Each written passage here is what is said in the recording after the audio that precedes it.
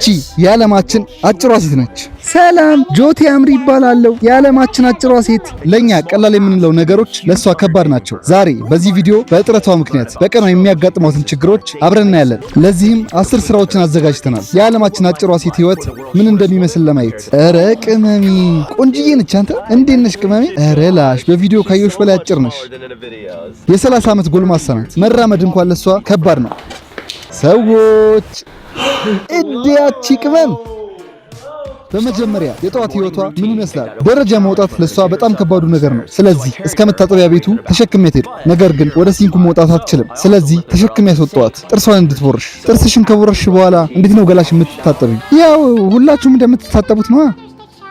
ኧረ እባክሽ መዋኛ ገንዳ። ስንት ኪሎ ነሽ? አታ ሁለተኛ ሴት ልጅም ኪሎ እንዳትጠይቅሽ።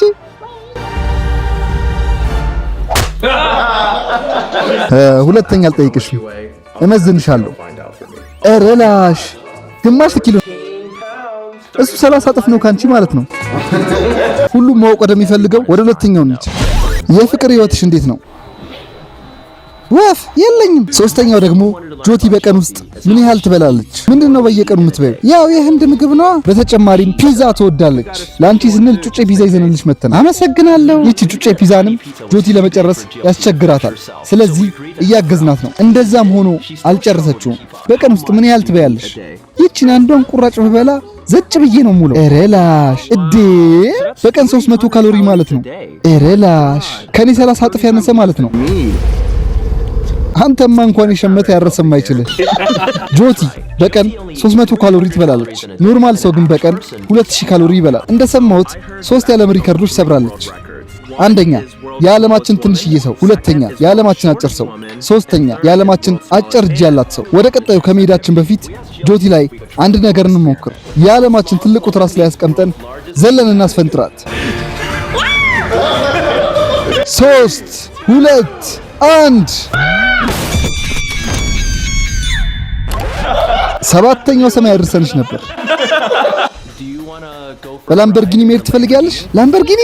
አረ ደስ ይለኛል። የዓለማችን አጭር ሴት በፈጣን መኪና ውስጥ ስትሄድ ምን ይሰማታል? ለመንዳት እንዲመቻት እዚህ ጋር አስቀምጥናት። የላምበርጊኒን ኃይል ትቋቋመዋለች? አረ ስንቀልድ ነው እኛን የምንነዳው። ለመጀመሪያ ጊዜዋ ነው በላምበርጊኒ ስትሄድ። አዋ ማስጀመሪያውን መንካት ትፈልጊያለሽ? እሺ እሺ። ጆቲን ፕራንክ ልናደርጋት ይዘናት እየሄድን ነው።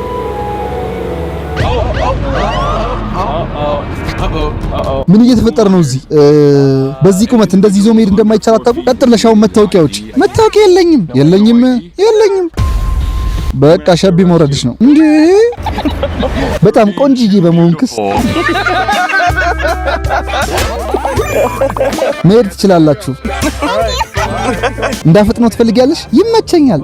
በዚህ ሁኔታ ጆቲ በደስታ ስትስቅ ስናያት ልባችን ተነካ። በቀጣይ ጆቲ እንዴት ልብስ እንደምትገዛ ነው። በሳይዟ ምክንያት ለሷ ልብስ ማግኘት በጣም ከባድ ነው። እንዳያሳስብሽ እንገዛልሻለን። ወደ ህፃናት ዕቃ መሸጫ ደረስን፣ ግን እንደ ህፃን መልበስ አትወድም። የማይሆነውን እሺስ። ኧረ ፍታ። ጆቲ ታዋቂ ሞዴልና አክተር ነች።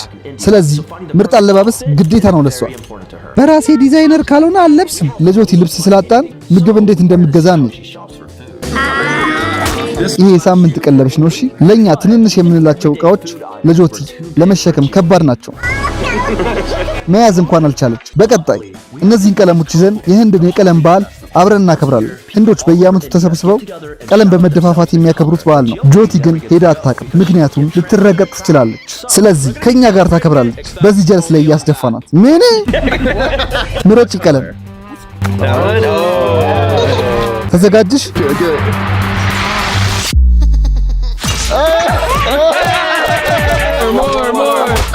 ምን እሺ ነው? ተርፈሻል ብያ። እንዴት የህንድ ኃይል! ሰብስክራይብ አድርጉት ይሄን ቻናል።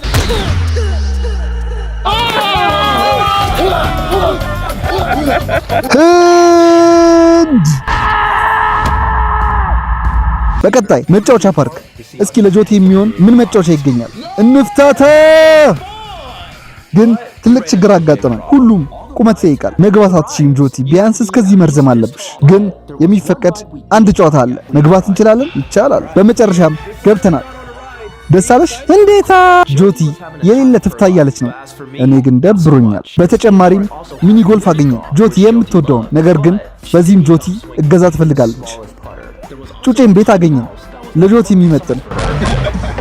አረ ማንም የለም። በመጨረሻም ጆቲ ወደ ህንድ ከመመለሷ በፊት ስጦታ ልንሰጣት ነው። ላምበርጊኒ ምን ያህል እንደምትወጂ ስለምናቅ በስጦታ መልክ ልንሰጥሽ ነው። ይሄው ቁልፍሽ። የምራችሁን ነው? ህንድ ይዤው ልሄድ ነው። ምናልባት ደግሞ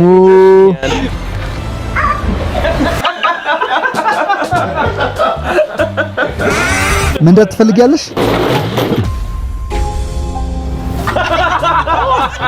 ምን አይነት በጭ ናቸው ባካችሁ። አስጀምሪው። የሚሰራ አይመስለኝም። መቼም ደካማ ነኝ ብላችሁ እንዳታስቡ። እንደኛ አይነት ሰዎች ደስተኛ ሆነን መኖር እንችላለን።